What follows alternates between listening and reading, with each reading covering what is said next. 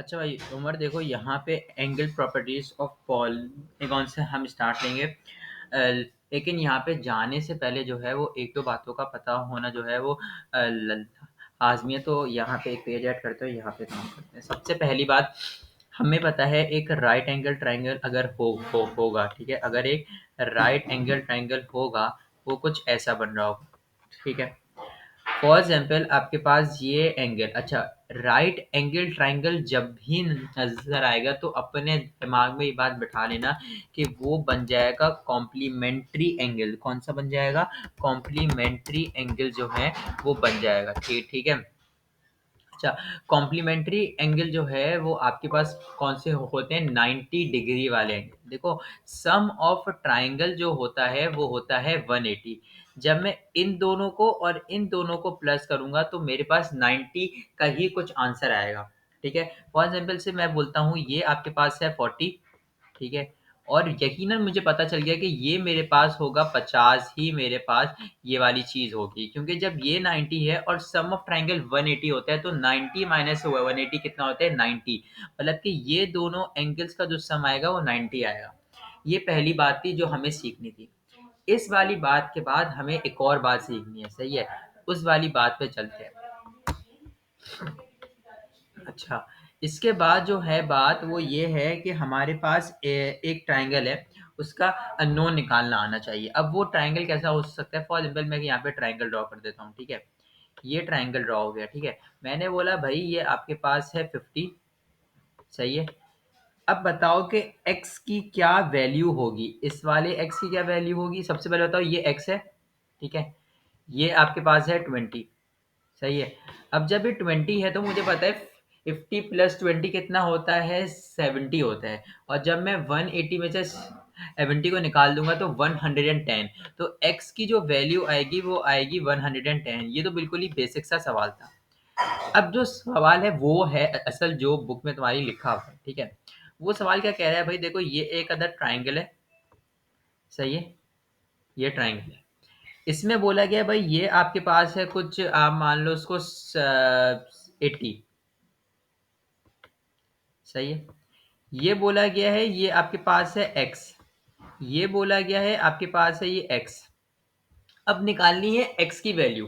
कैसे निकालोगे? जब ये एक x है, देखो अब अगर ये एक x मौजूद है यहाँ पे, ठीक है, और एक x ये है तो ये कितना हो जाएगा?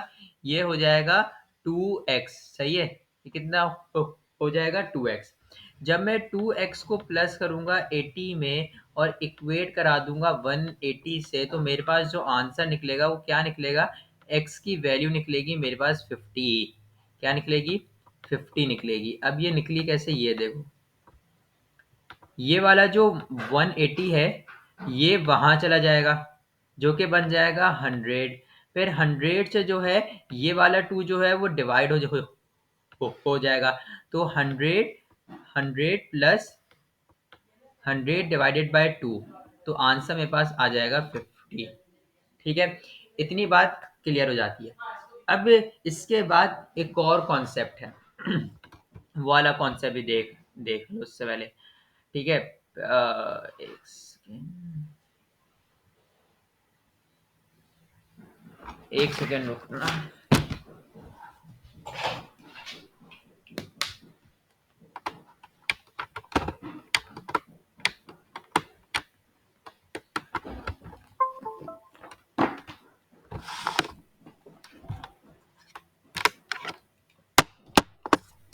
अच्छा भाई, अब यहाँ पे देखो,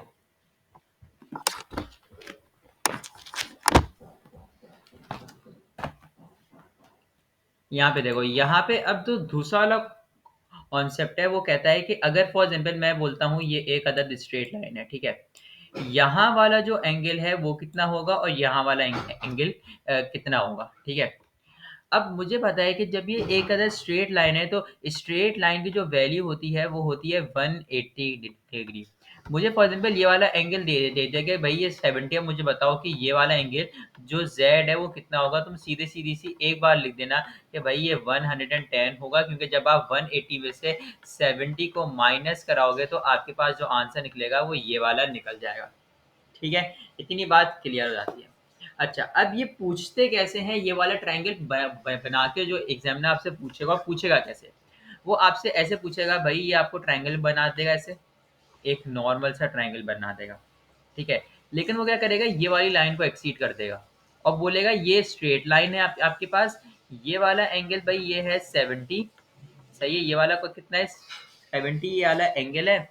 ये आपके पास है कुछ नहीं, एक सेकंड रुको, 70 नहीं होगा ये, एक सेकंड मैं इसको ले लेता हूँ यहाँ पे।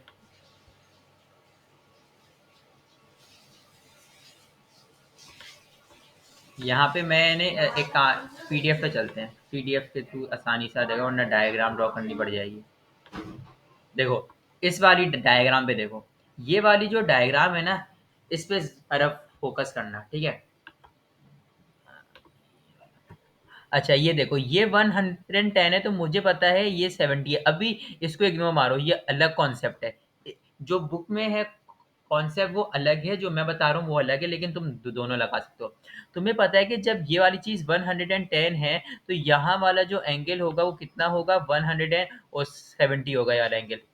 जब 70 होगा तो तुम 70 प्लस 60 करोगे तो 130 आ जाएगा। 180 में से 130 को निकाल दोगे तो x की वैल्यू आ जाएगी 50, ठीक है? जो कि ये रही, यहाँ पे शो भी हो रही है, ठीक है? अब जो बुक में कॉन्सेप्ट है वो समझो क्या है। वो आपके पास बोलता है कि एक्सटीरियर एंगल जो है, एक्सटीरियर एंगल बोलते हैं जो बाहर वाला एंगल होता है, जिसका ताल्लुक अंदर से नहीं होता है, उसको एक्सटीरियर एंगल कहते हैं। वो कहता है भाई एक्सटीरियर एंगल जो है वो आपके पास जो है, exterior angle is equal to sum of interior angle, sum of opposite interior angles. अब यहाँ पे अपोजिट इंटीरियर एंगल से क्या मुराद है ये समझो, सही है? अपोजिट इंटीरियर एंगल देखो, अपोजिट इंटीरियर एंगल का मतलब कि अगर ये वाली लाइन है ना, अगर फॉर एग्जाम्पल से ये वाली लाइन बन रही है, तो जो यहाँ पे चीज बन रही होगी वो वाला एंगल तुम कभी भी नहीं लोगे। तुम जो लोगे वो इसके अपोजिट वाला लोगे, ये लोगे या फिर ये वाला एंगल लोगे, ठीक है? फॉर एग्जाम्पल अगर लाइन बन रही होती यहाँ पे लंबी, तो तुम पे ये वाला एंगल नहीं लेते, तुम ये वाला लेते और ये वाला लेते, सही है? इतनी बात क्लियर है। अच्छा, एक्सटीरियर एंगल जो है वो यहाँ पे 110 है, फिर दूसरा एंगल क्या है, 60 प्लस का एक्स, सही है? तो जो एक्स की वैल्यू आएगी वो क्या आएगी, एक्स की वैल्यू आ जाएगी आपके पास 50 डिग्री। आ गया, सेम आंसर आ गया। देखो, ये हमारी मर्जी है कि तुम इसको कैसे सॉल्व करते हो, ठीक है? इसके बाद आता है वही राइट एंगल वाला concept. Triangle is a right angle, for example ये y है, ये 55 है, तुम्हें पता है कि इन दोनों का सम, तुम्हें इतनी बात तो पता है ना कि इन दोनों एंगल्स का सम कितना होगा, 90 होगा। तो तुम 90 में से 55 माइनस कर दोगे तो क्या आंसर बचेगा, 40, सॉरी 90 में से 55 माइनस करोगे तो 35 बचेगा। वैसे भी कर सकते हो, या फिर तुम्हें पता है कि सम ऑफ ट्राइंगल कितना होता है, 180, 180 में से माइनस करो 90, फिर में से माइनस करो 55, तो भी आंसर 35 ही आएगा, ठीक है? अच्छा, इस वाली बात के बाद अगली बात समझो। अगली बात वो तुमसे बोलता है कि देखो, एक इक्वेटेरियल ट्राइंगल होता है, सही है? एक क्या होता है, इक्वेटेरियल ट्राइंगल होता है। इक्वेटेरियल ट्रायंगल की खासियत क्या है कि उसकी तीनों साइड जो होती हैं वो इक्वल होती हैं, तीनों साइड इक्वल होती हैं। जब एक बात बताओ, तीनों साइड इक्वल हैं तो तीनों एंगल्स भी क्या होंगे, इक्वल होंगे। तो मैं बोलूँगा कि जितना ये है उतना ही ये है, और उतना ही ये है, मतलब कि ये तीनों एंगल्स का सम जो होगा वो 180 होगा, लेकिन जो आपके पास एंगल होंगे वो इक्वल होंगे। अब तुम्हें इतनी बात पता है कि सम ऑफ अ ट्राइंगल कितना होता है, तुम्हें इतनी बात तो पता है कि सम ऑफ ट्राइंगल जो होता है वो होता है 180, सही है? अब जब मैं यहाँ पे बोल रहा हूँ, फॉर एग्जाम्पल से मैं बोलता हूँ कि एक क्वेश्चन तुम्हें दिया गया, तुम्हें बोला गया कि ऐसे क्वेश्चन ड्रॉ हुआ है और तुम्हें बोला गया ये एक्स है, find the value of x. X की वैल्यू फाइंड करो कि एक्स की वैल्यू कितनी है। तो तुम्हें इतनी बात तो पता है कि अगर ये एक्स मौजूद है, ये एक्स अगर मौजूद है तो ये भी एक्स है और ये भी एक्स है। जब ये तीनों एक्स आपस में प्लस होंगे तो क्या बना देंगे, 3x बना देंगे। क्या बना देंगे, 3x बना देंगे। 3x इज इक्वल टू 180 और x की वैल्यू आ जाएगी 60। और ये हमेशा होगा, जब भी तुम इक्वेटेरियल ट्राइंगल देखोगे तुम ये बात जहन में मान लोगे कि ये 60 डिग्री ही होगा, ये इतना होगा, 60 डिग्री ही होगा, बेशक कुछ भी दिया हो।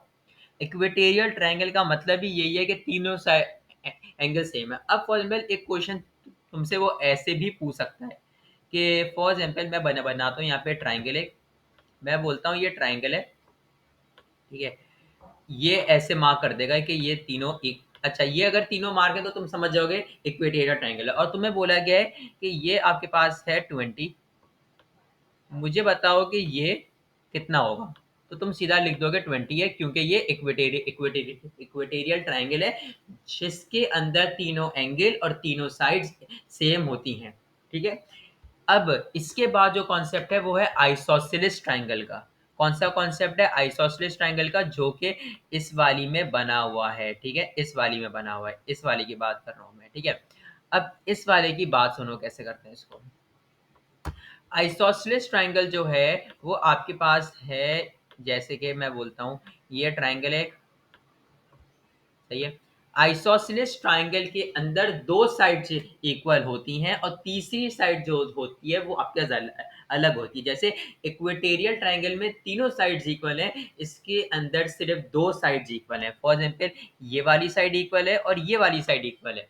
तो मैं अगर बोलता हूँ कि ये वाली साइड 4 है तो तुम्हें आ जाना चाहिए कि ये 4 होगी और ये कुछ और होगी, ये 4 नहीं होगी। इतनी बात तुम याद रखो, ये 4 नहीं होगी, ये कुछ और होगी। या तो 3.9 हो सकती है, 4.1, 5, 6, 7, -1, अच्छा माइनस में तो हो नहीं सकती, 1, 2, 10, 12 भी कुछ भी हो सकती है, लेकिन 4 नहीं हो सकती, सही है।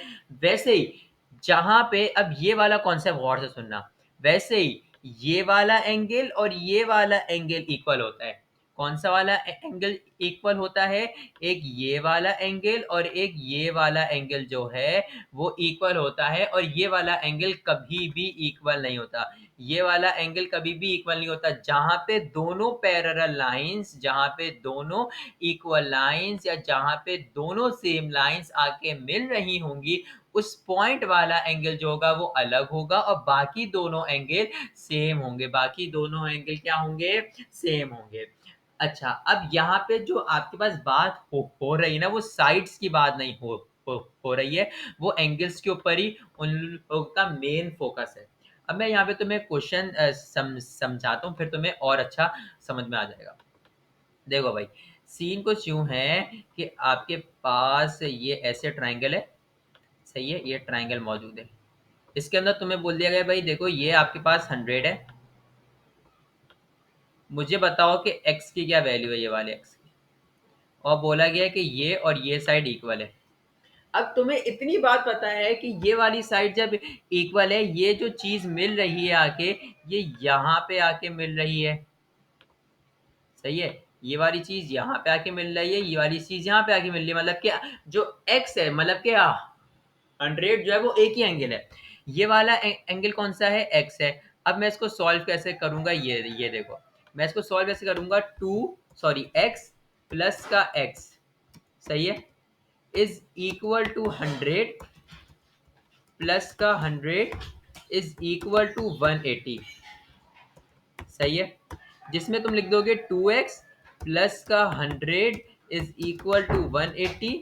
ए यार ये ऑटो कहाँ से हो है, 180, और x की जो वैल्यू आ जाएगी वो कितनी आ जाएगी, 40 आ जाएगी। x की वैल्यू 40 आ जाएगी, मतलब कि ये वाला एंगल जो होगा वो आपके पास कितना होगा, ये 40 होगा और ये भी 40 होगा। और जब आप इन इन तीनों एंगल को प्लस करोगे तो सम बन रहा होगा 180, जो कि प्रूफ करता है कि आपका आंसर एकदम सही है, ठीक है।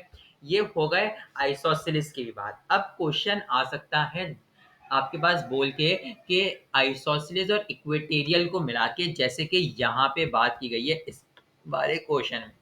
इस वाले क्वेश्चन को अब मैं डीप में समझाता हूँ कि यहाँ पे बात क्या हुई है। तुम्हें इतना तो पता है कि जब इक्वेटेरियल ट्रायंगल बनता है तो वो उसका जो एंगल है वो 60 होता है हमेशा। हमेशा क्या होगा, इक्वेटेरियल ट्रायंगल का जो एंगल है वो हमेशा 60 ही होगा। क्या होगा? 60 ही होगा। अच्छा जी,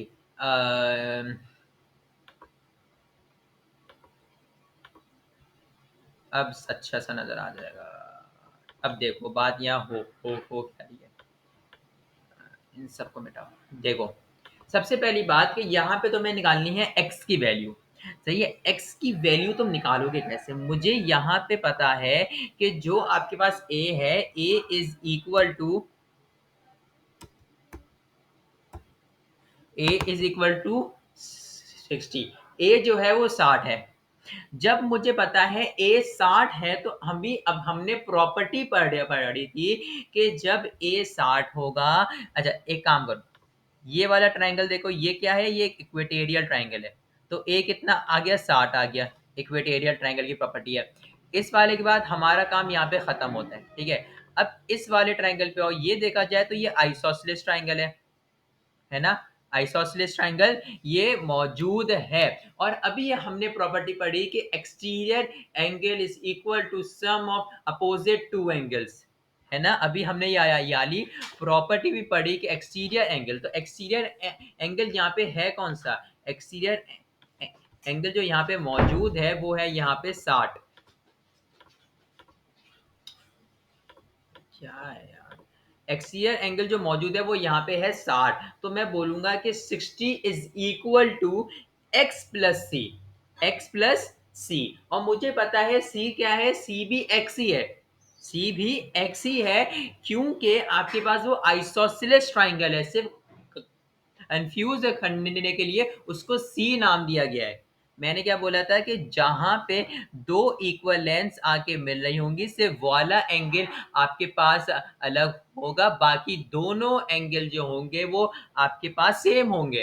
तो ये जो सी है ना, ये असल में क्या है? ये सी जो है वो एक्स है। तो मैं क्या ऐसे लिख सकता हूं, मैंने सबसे पहले क्या लिखा, सी प्लस का C plus X is equal to 60 पे मैंने बोला कि सी भी एक्स ही है, X plus X is equal to 60। तो जो एक्स का आंसर आया वो आंसर आ गया 30 डिग्री। ठीक है, इतनी बात जो है वो क्लियर होगी और इसके अंदर कोई मुश्किल वाली बात है भी नहीं। ठीक है, अच्छा अब इसके आगे देखो, इसके आगे क्या बात की गई है।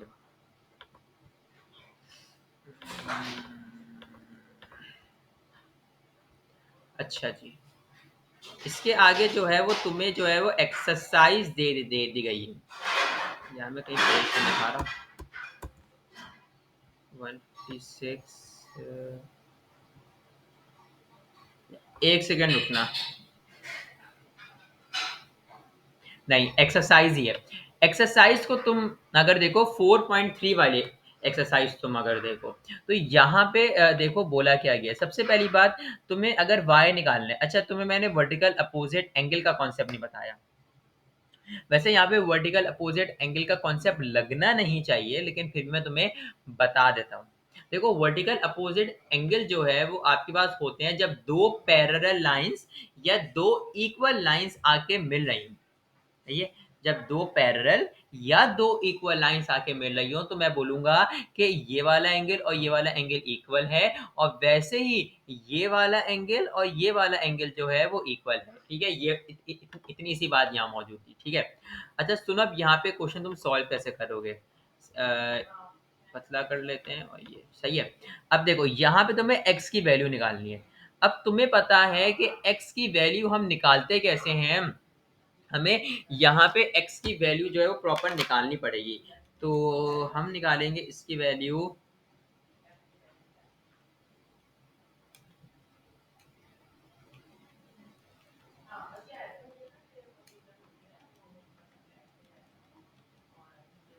अच्छा देखो अब हम निकालेंगे कैसे। मैंने तुम्हें एक बात बताई कि स्ट्रेट एंगल पे हर एक जो सम ऑफ एंगल होता है वो 180 होता है।